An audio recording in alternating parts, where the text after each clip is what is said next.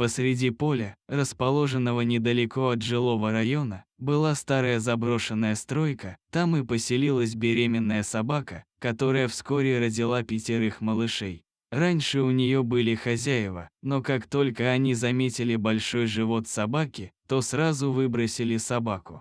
Как-то раз собачку обнаружили 3 женщины, которые часто гуляли в этих местах со своими питомцами. Точнее, под кучей досок ее обнаружил пес одной из них.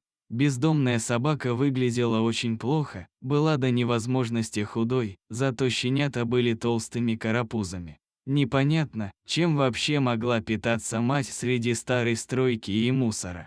Женщины взяли шефство над найденышами. Привезли из города стол, накрыли его сверху клеенкой, а внизу постелили старое одеяло. Так у мамы с малышами появился уютный домик, где можно было укрыться от дождя. Каждый день женщины приносили подопечным еду и воду.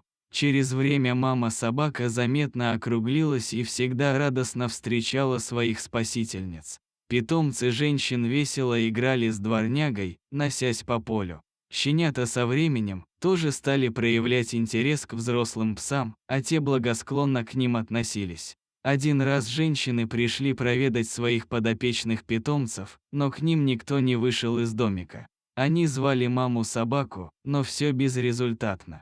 На одеяле опекуны заметили темное пятно, похоже, питомицу вырвало. Но тут из бурьяна показалась их подопечная, она вышла как-то странно, покачиваясь из стороны в сторону. Одна из женщин заметила на боку собаки большую рваную рану, да и морда выглядела опухшей. Ее надо было срочно везти к врачу. Позвонили волонтеру, который сообщил, что сможет приехать с клеткой только после обеда. Медлить было нельзя, поэтому решили тащить собачку через все поле на одеяле, а там положить в машину и отвезти в клинику. Однако это оказалось не таким уж простым делом. Собака была тяжелая, вдвоем идти по узкой тропинке было неудобно. В итоге через полчаса женщины все-таки смогли с трудом донести пострадавшую до машины. Раненая бедолага за это время ни разу даже не пискнула, терпела, как могла. В клинике пострадавшей сразу измеряли температуру, вкололи обезболивающее, обработали и зашили рану.